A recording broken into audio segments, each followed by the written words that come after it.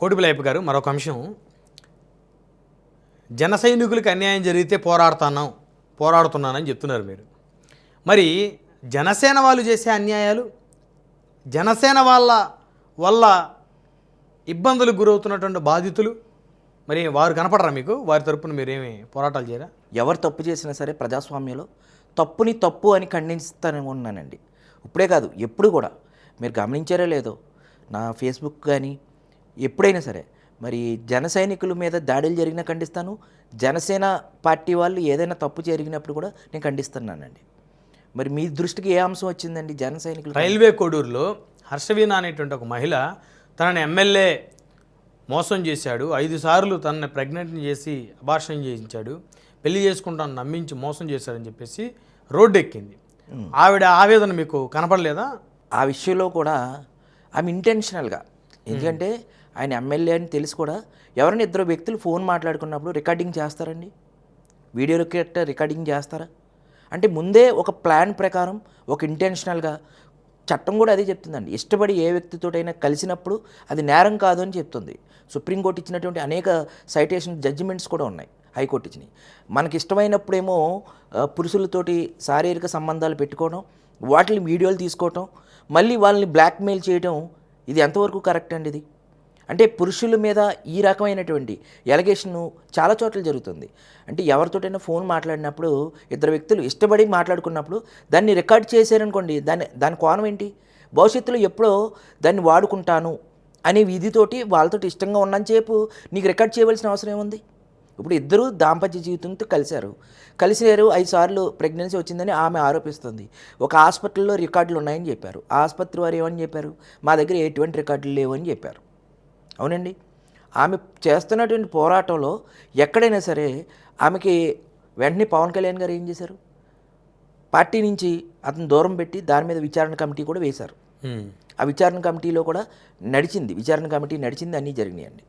మరి ఆ రకంగా జనసేన పార్టీ వాళ్ళ మీద చర్య తీసుకున్నప్పుడు కూడా ఇంకా పవన్ కళ్యాణ్ గారిని ఆ రొచ్చులోకి లాగటం ఏంటండి? ఇప్పుడు వీళ్ళిద్దరూ ఇష్టపడి కలిశారో ఇంకోటో అది పక్కన పెడదామండి. ఒక వ్యక్తి ఇద్దరు అమ్మాయితోటి ప్రైవసీగా ఉన్నాడు, ఆ అమ్మాయి ఇష్టపడే వెళ్ళింది, అయిపోయింది. అది పవన్ కళ్యాణ్ గారికి చెప్పి కలిశారా? ఆయన జనసేన పార్టీలోకి రాకముందు, ఎమ్మెల్యే అవ్వకముందు నుంచి సంబంధం ఉంది అని చెప్తుంది ఆవిడ. అంటే అప్పుడు పవన్ కళ్యాణ్ గారికి సంబంధం ఏంటండి? అంటే పవన్ కళ్యాణ్ గారిని ఈ రొచ్చులోకి లాగడం ఏంటి? ఇప్పుడు వీళ్ళిద్దరికి ఇష్టపడినంతసేపు వీళ్ళిద్దరూ శారీరకంగా కలిశారో ఇంకోటో ఏదో జరిగిందండి. వాళ్ళకిద్దరికి ఇష్టపడే చేసుకున్నారు. ఎక్కడ బలవంతం కిడ్నాపులు చేసో ఇంకోటో జరగలేదు కదా. వాళ్ళిద్దరికీ ఇష్టపడే చేసుకున్నారు, ఇష్టపడే ఫోన్లు మాట్లాడుకున్నారు, ఇష్టపడే అన్నీ చేసుకున్నారు. ఏమన్నా ఉంటే చట్టం ద్వారా వెళ్ళాలండి. ఇప్పుడు ఆమెకి అన్యాయం జరిగింది, చట్టం ద్వారా వెళ్ళాలండి. అంతేగాని పవన్ కళ్యాణ్ గారిని విమర్శించడం, పవన్ కళ్యాణ్ గారిని లాగటం అనేది కరెక్ట్ కాదు కదండి. కానీ అయ్యప్ప గారు, అదే తరుణంలో ఆ అమ్మాయి రైల్వే కోడూరులో ఒక నిరసన కార్యక్రమం ఏదో చేస్తున్నటువంటి పరిస్థితుల్లో జనసేన నేత తాతంశెట్టి నాగేంద్ర గారు ఆ అమ్మాయిని కొట్టినటువంటి, ఒక లాఠీతోటి ఆ అమ్మాయిని కొట్టినటువంటి వీడియో కూడా బయటకు వచ్చింది. దాని గురించి ఏం చెప్తారు? మరి తప్పు కదా ఒక జనసేన నాయకుడు, సీనియర్ నాయకుడు ఆ విధంగా ప్రవర్తించడం? నేను ఎప్పుడు తప్పని ఖండిస్తానండి. మహిళల్ని మనం ఎంత గౌరవించాలి అంత గౌరవించాలండి సమాజంలో. ఆమె పట్ల ఆ రోజు తాతంశెట్టి నాగేంద్ర గారు ప్రవర్తించిన దురుసు ప్రవర్తనను అయితే నేను ఖండిస్తూ ఉన్నాను. అతని మీద చట్ట ప్రకారంగా కేసులు పెట్టారు, అతని మీద డిఎస్పీ ఎంక్వైరీ నడిచింది, వెళ్ళారు, 41 నోటీస్ ఇచ్చారు, అన్నీ జరిగినాయండి. చట్ట ప్రకారం కూడా అతని మీద కేసులు నమోదు చేయడం అన్నీ జరిగినాయి కదండి. వివరణ అడిగితే డిఎస్పీ ఎంక్వైరీ జరిగింది. ఆమె వీళ్ళిద్దరూ మీటింగ్ వెళ్తూ ఉంటే కావాలని పవన్ కళ్యాణ్ గారిని అక్కడ రెచ్చగొట్టిన వీడియోలు, అక్కడ తిట్టిన వీడియోలు ఇవేమీ బయటికి రాకుండా కేవలం తాతంశెట్టి నాగేంద్ర గారు లాఠీతోటి చేయబోయారండి. అసలు తాతంశెట్టి నాగేంద్ర గారి మీద అసలు ప్రజారాజ్యం నుంచి కూడా ఆయన మెగా కుటుంబానికి ఒక వీర విధేయుడిలా ఉన్నారు. అతను లాఠీ పట్టుకున్నది కొన్ని టీడీపీ అనుకూల మీడియా అంతా కూడా అతను ఒక రౌడీగా ఇది చిత్రీకరించారు. ఆయన మీద ఇంతవరకు కూడా ఈ సంఘటన తప్పితే ఎప్పుడు కూడా లేదా రౌడీ షీట్ మీద ఏ కేసులు లేవు కదండి అతని మీద. గతంలో ఎప్పుడైనా కేసులు ఉన్నాయా? లేకపోతే ఏదైనా సందర్భాలు, ఏదైనా నిరసనలు తెలిపినప్పుడు నోటీసులు ఇచ్చిన సందర్భాలు ఉన్నాయి. ఆయన జనసేన పార్టీకి, ప్రజారాజ్యానికి వీర విధేయులా ఉన్నారు. కొంచెం దుందుడుకు స్వభావం ఉంది, కొంచెం స్పీడ్గా రియాక్ట్ అవుతాం, కొంచెం ఆవేశపూరితంగా ఉండటం అనేది ఆయన నైజం. అవి తగ్గించుకోవాలి. కొంతమంది నాయకుల్లో అట్లా ఉంటుంది, అది తగ్గించుకోవాలి. దాని మీద అంతే తప్పండి. ఆయన్ని వ్యక్తిగతంగా ఒక వీడియో అయితే నేను నిన్న పవర్ 9లో ఒక ఛానల్లో ఒక వీడియో చూశానండి. రూపానందరెడ్డి గారి దగ్గర ఈయన డబ్బులు తీసుకున్నారు ఇల్లు లోన్కి అని చెప్పి కొంతమంది వ్యక్తులు ఆరోపణలు చేస్తారు. అదేం లేదే. అసలు ఈయన మొన్న ఒక వారం రోజుల క్రితం ఆయన సర్ఫెక్స్ యాక్ట్ 2002 ప్రకారం ఆ వన్ టైం సెటిల్మెంట్ అడగకుండా ఆయనకి సివిల్ స్కోర్ పోతుందని ఆయన ఇంటికి స్టే తెచ్చుకున్నటువంటి సందర్భాలు. ఏది లోన్లు కట్టలేకపోతే, ఈఎంఐ కట్టలేకపోతే ఒక 3 days బ్యాక్ కూడా లేటెస్ట్గా జస్ట్ ఒక 4 రోజుల క్రితమే కోర్టు ఆర్డర్ కూడా ఇచ్చిందండి. ఏమని? ఆ స్టే ఆర్డర్ ఇచ్చిందండి. ఆయన్ని 1 week అదే విచారణ కొనసాగించాలంటే 3 లక్షలు ఒకసారి, 5 లక్షలు ఒకసారి డిపాజిట్ చేయమన్నారు. ఆయన సొంత బంగారం, వాళ్ళ భార్య బంగారం ఇవన్నీ తాకట్టు పెట్టుకుని ఆ 3 లక్షలు కోర్టుకి కట్టి ఆయన ఫర్దర్గా విచారణ కొనసాగిస్తున్నారు. అంటే ఏంటి, రూపానందరెడ్డి గారి దగ్గర డబ్బులు తీసుకున్నారు, ఇట్లా కొన్ని ఎలిగేషన్స్ అయితే సృష్టిస్తున్నారు. ఇంటి లోన్ నిమిత్తం అది అని చెప్తున్నారు.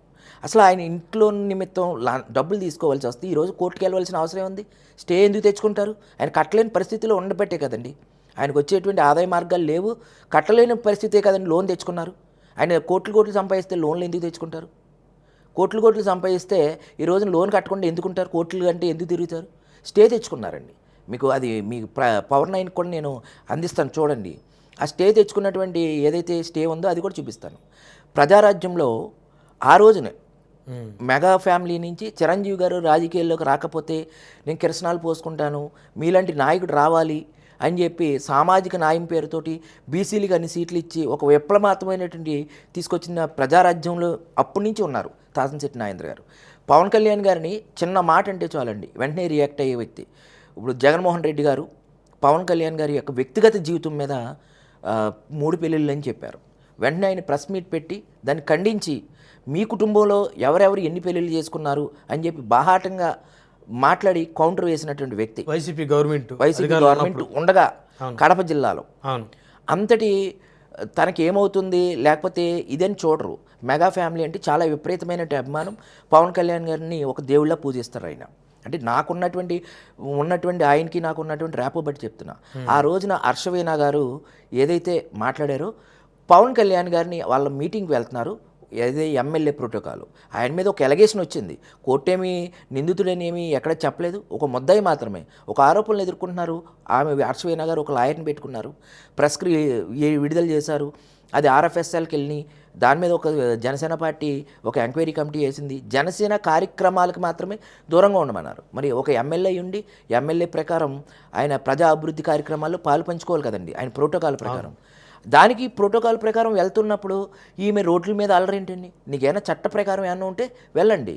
అంటే జనసేన పార్టీ ఎమ్మెల్యేని ఈ రకంగా టార్గెట్ చేసి ఆయన టార్గెట్ చేస్తే వాళ్ళిద్దరు వ్యక్తిగతం, అది వేరండి. కానీ పార్టీని ఈ రొచ్చులోకి లాక్కూడదు కదా.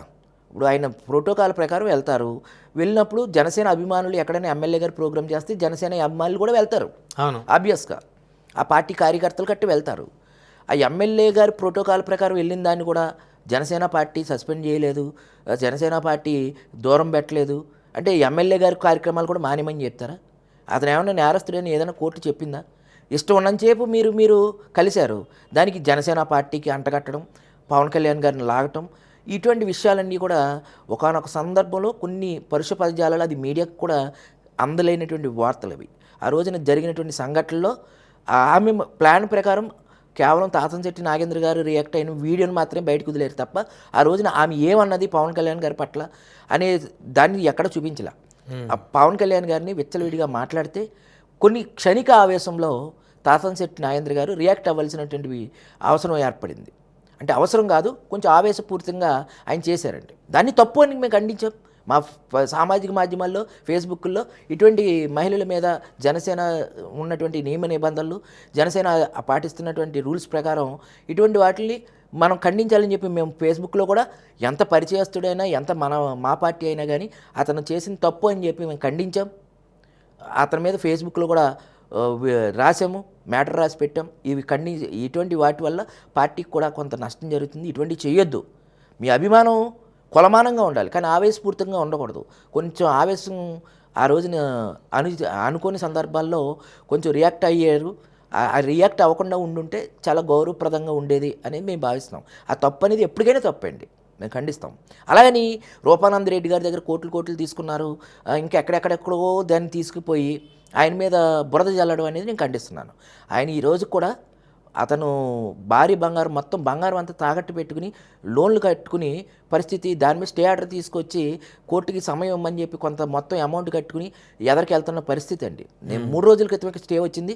నేను ఒకటే కోరుతున్నాను, మీ పవర్ 9లో కూడా ఆ స్టే ఆర్డర్ నేను మీకు పెడతానండి. ఓకే, తప్పకుండా దాన్ని ప్రజెంట్ చేయండి. ఈ వీడియో ఇక్కడ ఎవరైనా వారి అభిప్రాయాలను స్వేచ్ఛగా చెప్పుకునేటువంటి అవకాశం ఉంది, దానికి ఎలాంటి ఇబ్బంది లేదు అయ్యప్ప గారు.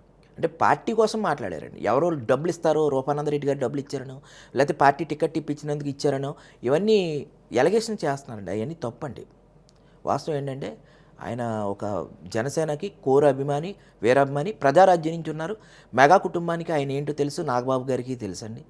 ఏంటంటే కొన్ని అనుకోని సందర్భాల్లో కొన్ని తప్పులు జరుగుతాయి. తప్పును తప్పులా ఖండించాలి, తప్పుకి చట్టపరమైనటువంటి చర్యలు ఉండాలి. అంతేగాని మొత్తం క్యారెక్టర్ అసాసినేషన్ చేయడం అనేది నేను ఖండిస్తున్నానండి. ధన్యవాదాలు అయ్యప్ప గారు.